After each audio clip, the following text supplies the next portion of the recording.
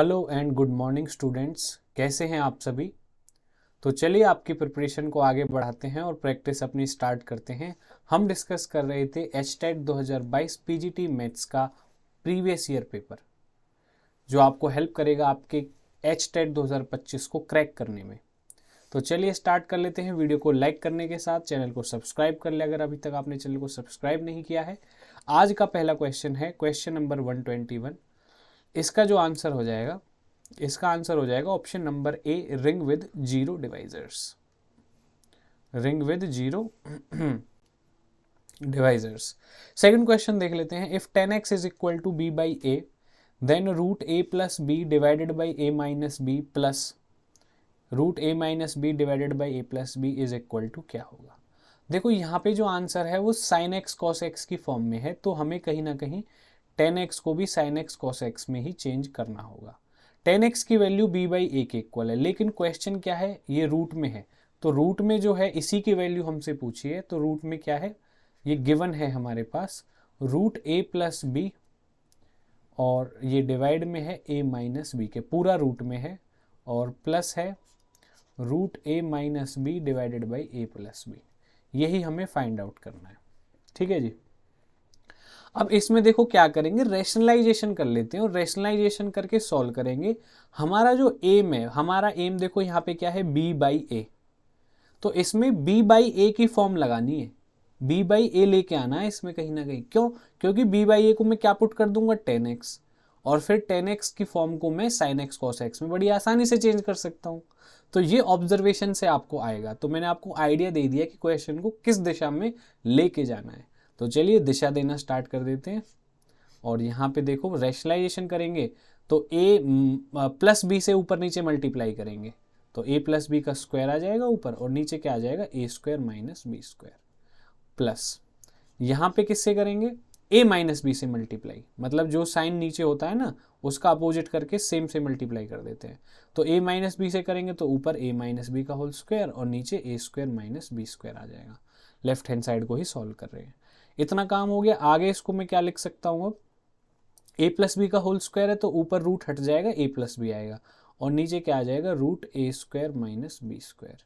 यहाँ पे क्या होगा, यहाँ पे a माइनस बी होगा, और यहाँ पे आ जाएगा a square minus B square का रूट। अब नीचे देखो सेम है डिनोमिनेटर, तो न्यूमरेटर डायरेक्टली प्लस हो जाएगा, a plus b plus a minus b divided by नीचे a square minus B square. b से b कैंसिल, 2a आ जाएगा। अब कितना बचा, 2a divided by root a square minus B square. अब मैंने आपको क्या बोला था, b बाई ए की फॉर्म लेके आनी है। अब देखिए अब क्या करेंगे, हम न्यूमरेटर और डिनोमिनेटर को क्या करेंगे, b से डिवाइड करेंगे, क्योंकि मुझे b बाई ए वाली फॉर्म बनानी है या a बाई बी वाली फॉर्म बनानी है। ठीक है ना। तो मैं क्या करूँगा, ऊपर भी b से डिवाइड करूँगा और नीचे भी b से डिवाइड। अब रूट में लिख रहा हूँ तो b की जगह b स्क्वायर से डिवाइड करना पड़ेगा, क्योंकि रूट में अंदर लिखते ही रूट b से डिवाइड करना हो जाता है, लेकिन मैं तो b से कर रहा हूँ, तो मैं क्या कर दूंगा, स्क्वायर। तो यहाँ पे a square b square minus B square by b square, नीचे और ऊपर b से डिवाइड कर दिया। इसको आगे डिवाइड करने के बाद 2a बाई बी, और नीचे कितना आ जाएगा, a square by b square, b square by b square हो गया 1। अब a बाई बी की वैल्यू देखो क्या आ जाएगी, यहाँ से मैंने निकाली हुई कॉट एक्स, तो ये हो जाएगा 2 cot x. A square b square की वैल्यू कितनी आएगी, a square b square, a by b मतलब ए बाई बी का होल स्क्वायर है, तो ए बाई बी का होल स्क्वायर क्या आ जाएगा, कॉट स्क्वायर। हाँ जी, कितने आ जाएगा, कॉट स्क्वायर। तो ये हो जाएगा cot square x minus 1। Okay की रिपोर्ट है। अब देखो एक चीज, कॉट को मैं कैसे लिख सकता हूं, कॉस अपॉन साइन, तो ये हो जाएगा cos square x sign square x minus 1। आगे 2 कॉट एक्स। अब नीचे साइन स्क्वायर एक्स को से इसका एलसीएम हो जाएगा, तो ये हो जाएगा cos square x minus sine square x. अब साइन स्क्वायर एक्स तो बाहर आ जाएगा रूट के, तो ये साइन एक्स बन जाएगा, और ऊपर लिख देता हूँ इसको। तो 2 कॉट एक्स को पहले मैं कैसे लिख सकता हूँ, कॉस एक्स साइन एक्स, जो साइन एक्स ऊपर गया है वो मल्टीप्लाई में हो जाएगा यहाँ पे साइन एक्स से साइन एक्स कैंसिल, और नीचे क्या बचेगा, root cos square x minus sine square x. इसका क्या फॉर्मूला होता है, कॉस 2x। तो नीचे रूट में cos 2x, ऊपर 2 cos x। यही आपका क्या बन जाएगा फाइनल आंसर। ऑप्शन कौन सा है, ऑप्शन नंबर बी आपका करेक्ट आंसर हो जाएगा। नोट डाउन कर लीजिए, स्क्रीनशॉट लीजिए, चलते हैं अगले क्वेश्चन पर। The tangents drawn at the extremities of the focal chord of the parabola meet on. देखो पहले एक बात समझो,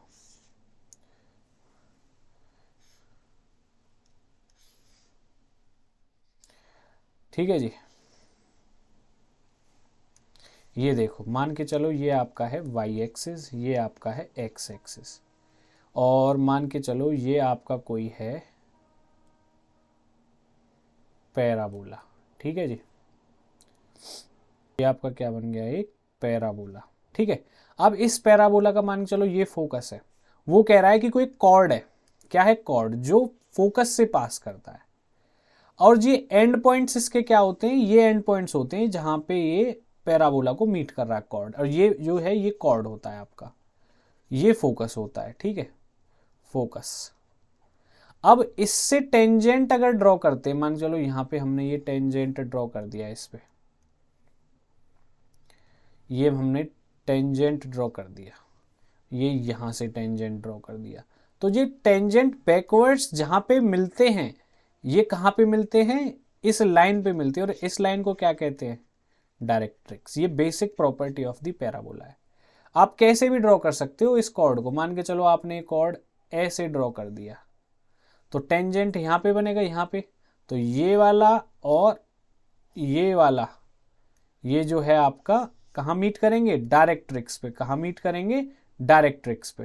क्लियर होगी बात, ठीक है ना। ये वाला जैसे ये कॉर्ड बना, ये आपका मीट करेगा डायरेक्ट्रिक्स पे, ये प्रॉपर्टी होती है। तो ऑप्शन देखो कौन सा हो जाएगा, ऑप्शन नंबर बी आपका करेक्ट आंसर हो जाएगा, ठीक है जी। चलते हैं आगे। The in centre of the triangle with vertices. देखो कोई भी एक ट्राइंगल है, उस ट्राइंगल के 3 वर्टेक्स होते हैं, और तीनों के कोऑर्डिनेट्स गिवन है 1,√3, 0,0, 2,0।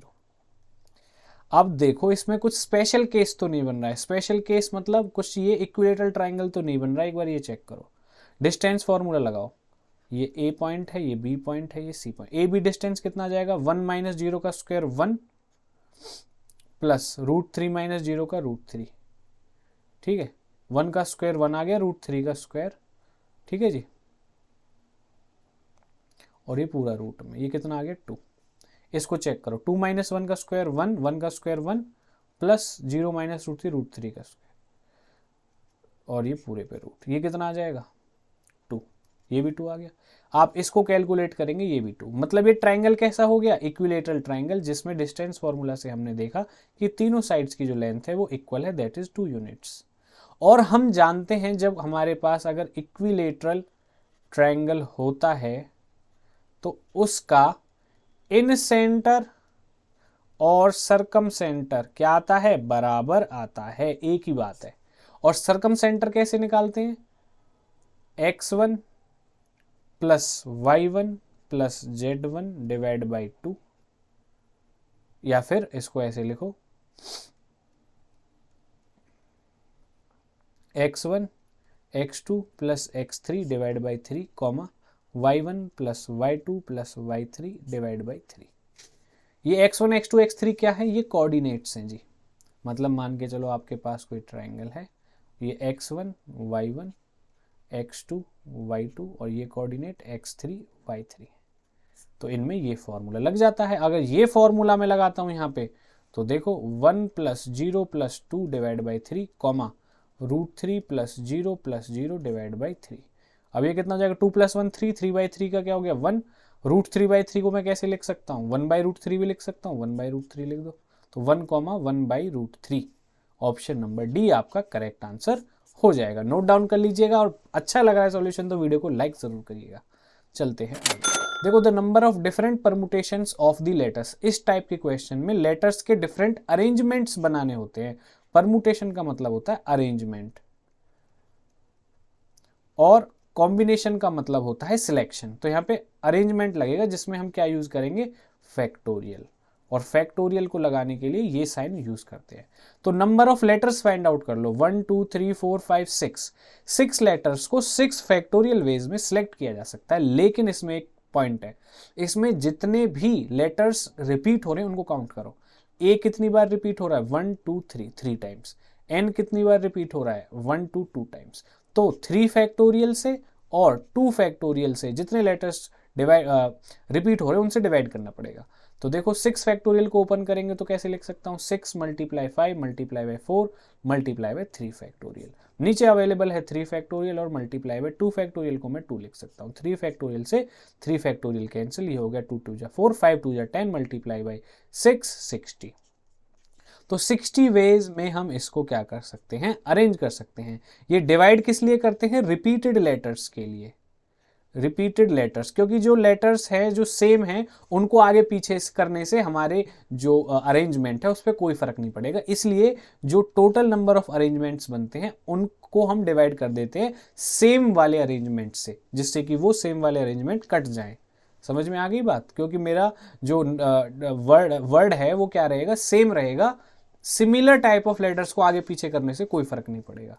चलते हैं अगले क्वेश्चन पे। देखो ये बेसिक फॉर्मूला होता है to find the number of diagonals of n sided polygon, that is n into n minus 3 divide by 2। किसका फॉर्मूला होता है, to find number of diagonals of n sided polygon, n sided polygon. Clear हो गया। चलते हैं आगे, option number लगा के ए। If a set has n elements, then the total number of elements in its power set। देखो n elements है किसी सेट में, तो इसमें टोटल नंबर ऑफ जो एलिमेंट्स हैं पावर सेट में कितने हो सकते हैं, 2 रेज टू पावर n। ये बेसिक रिजल्ट होता है। ऑप्शन नंबर बी क्या हो जाएगा, करेक्ट आंसर। चलते हैं अगले क्वेश्चन पे। देखो 3 चीजें दी हुई हैं लॉग में, मतलब 3 टर्म है और उसने बोला है अर्थमेटिक प्रोग्रेशन में है, तो x की वैल्यू बतानी है। अर्थमेटिक प्रोग्रेशन में मान के चलो कोई ए बी सी 3 चीजें हैं, तो हम एक रिजल्ट होता है twice of the b will be equal to a plus c. जब a B C A P में है तो ये रिजल्ट हम यूज करेंगे। तो हमारे पास देखो बीच वाली चीज क्या है, log 2 raise to power x minus 1, इसको 2 से मल्टीप्लाई किया, बाकी चीजों के सम के फॉर्म में इसको हमने लिख दिया। ठीक है जी। अब क्या करेंगे, अब देखो हाँ जी ये 2 है, ये तो ऊपर भी आ सकता है। ऊपर कहाँ, m log n को log n raise to power m में लिख सकते हैं, मतलब जो 2 सामने लिखा हुआ है पावर में लिखा जा सकता है। तो इसको हम लिख देंगे log 2 raise to power x minus 1 की पावर 2। इतना हो गया। अब एक चीज और समझो, log m प्लस n को हम कैसे लिख सकते हैं, log m डॉट n, तो ये हो जाएगा log 2 multiply by 2 raise to power x plus 3। 2 को अंदर मल्टीप्लाई कर लो, ये हो जाएगा log, यहाँ पे ये तो ऊपर ही रहेगा 2, इसमें 2 अंदर मल्टीप्लाई हो जाएगा तो log ये हो जाएगा 2 raise to power x plus 1 plus 6। 2 जब अंदर मल्टीप्लाई होगा x में हो जाएगा प्लस। इतना हो गया। अब और इसमें हम क्या कर सकते हैं जी सरकार, ये भी लॉग में ये भी लॉग में, अगर मैं दोनों तरफ एंटी लॉग लूंगा तो मेरा ये वाला पोर्शन इस वाले पोर्शन के इक्वल हो जाएगा। आसान भाषा में लॉग से लॉग को आप समझ लो कैंसिल हो गया एक तरीके से। तो देखिए लॉग से लॉग तो कैंसिल हो चुका है। अब हम क्या करेंगे, let 2 raise to power x को y मान लेंगे सॉल्व करने के लिए। तो यहाँ पे जो ये बनेगा ये बचेगा y माइनस 1 का स्क्वायर, यहाँ पे जो बचेगा 2 रेज टू पावर x तो y मान लिया हमने, तो यहाँ पे ये अब क्या बचेगा, 2 raise to power x plus 1 को मैं क्या लिख सकता हूँ, 2 raise to power x multiply by 2, 2 raise to power x y है तो ये हो जाएगा मेरा 2y प्लस 6। इसको ओपन कर लेते हैं, y square plus 1 minus 2y, ये हो जाएगा 2y प्लस 6। अब 2y लेफ्ट साइड में आएगा तो y माइनस 4y, 6 भी लेफ्ट में आएगा तो माइनस 5 इज इक्वल टू 0।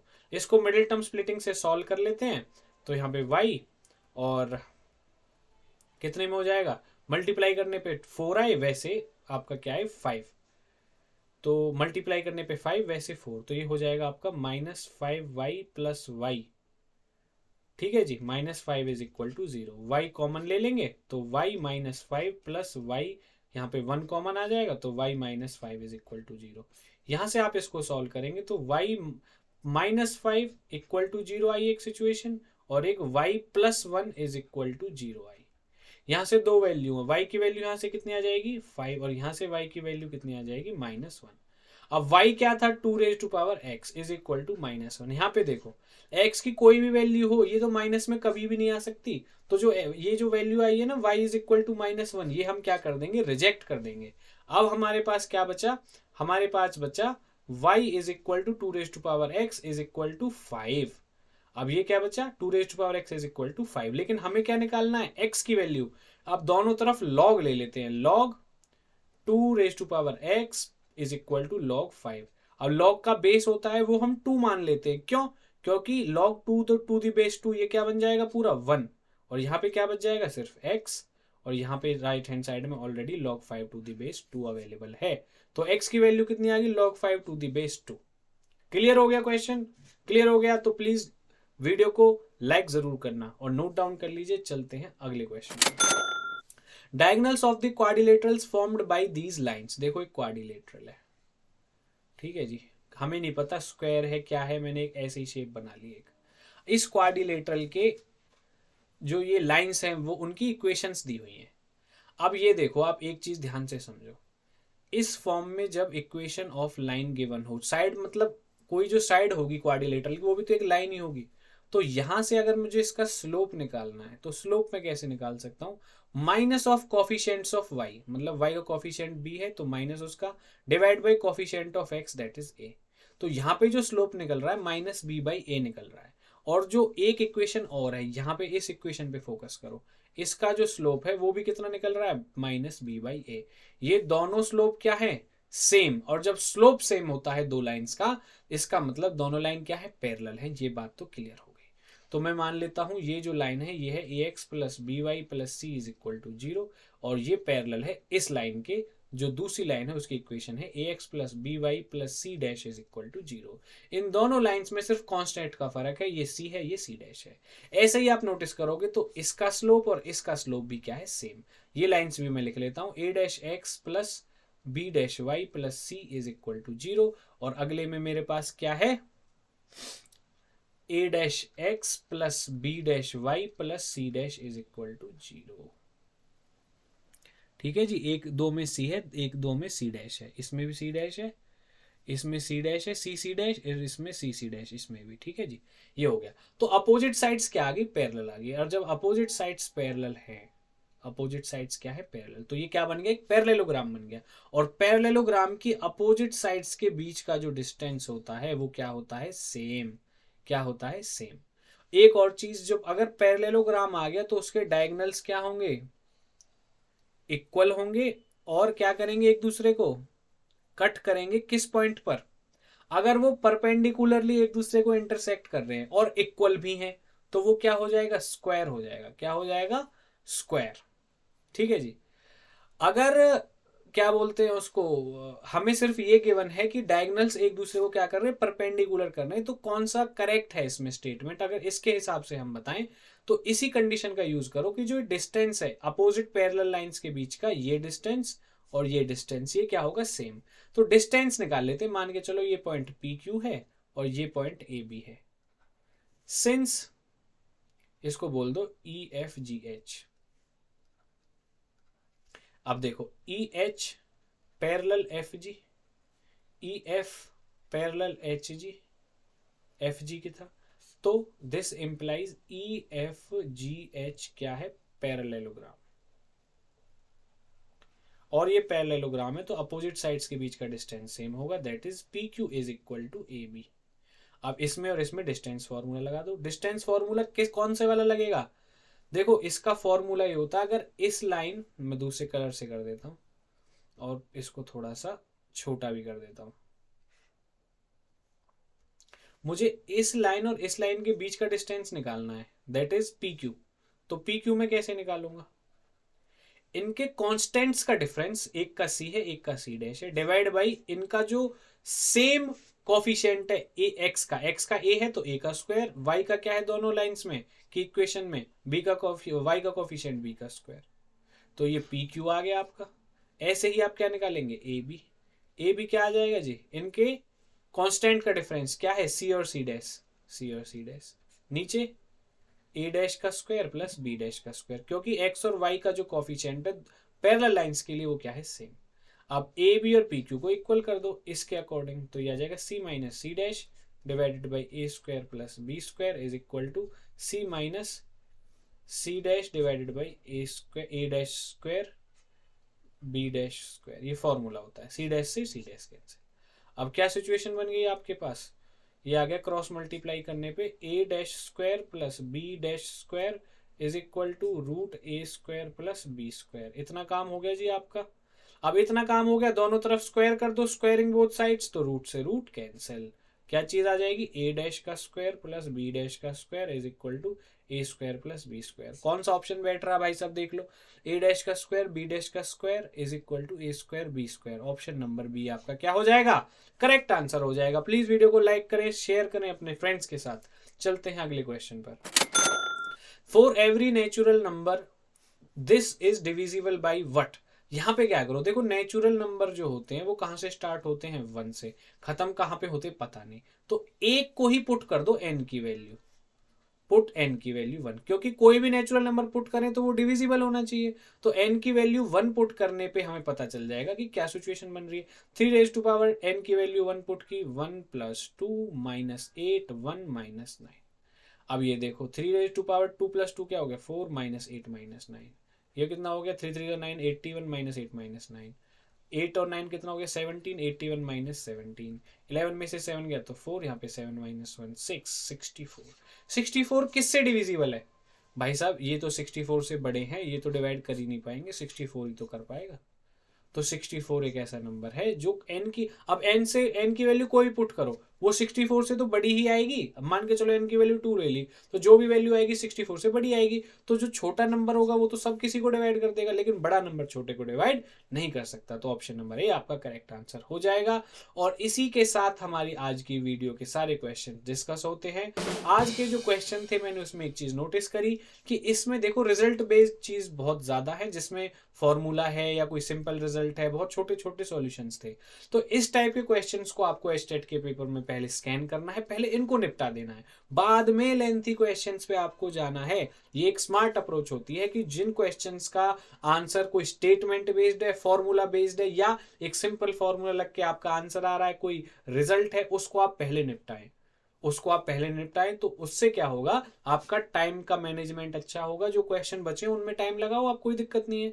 फिर आपको ये नहीं रहेगा कि आप उन क्वेश्चन में उलझे रह जाएंगे कि जो क्वेश्चन लेंथी है, नंबर तो एक ही मिलना है, तो आप डिफिकल्ट क्वेश्चन में अगर उलझे रह गए और आपको टाइम नहीं मिला उन क्वेश्चंस को करने का जिनका आंसर 1 मिनट में आ जाता और आपको आता था, तो आपके वो नंबर भी कट जाएंगे। और जो डिफिकल्ट क्वेश्चन आप ट्राई कर रहे हो सकता है उसका आंसर भी आप नहीं ला पाओ। तो पेपर में पहले उन क्वेश्चंस को टारगेट करना है, उन क्वेश्चन को एक बार देख लो पूरा पेपर की भाई कौन सा क्वेश्चन हो रहा है, एकदम देखने से ही तो सबसे पहले उसको करो, बाकी क्वेश्चंस को छोड़ते चले जाओ और मार्क कर लो, और फिर लास्ट में उन क्वेश्चंस पे आओ जो लेंथी हैं या फिर टाइम टेकिंग है। तो चलिए इसी सीख के साथ आज की वीडियो को खत्म करते हैं। वीडियो को आप प्लीज लाइक कर देना, चैनल को सब्सक्राइब कर लेना। इसी तरह से हम आपके लिए वीडियोस लाते रहेंगे और इसी तरह से हमारा मोटिवेशन बरकरार रहेगा। आप बने रहिए हमारे साथ। चलते हैं, मिलते हैं आपसे अगली वीडियो में। Take care and bye bye.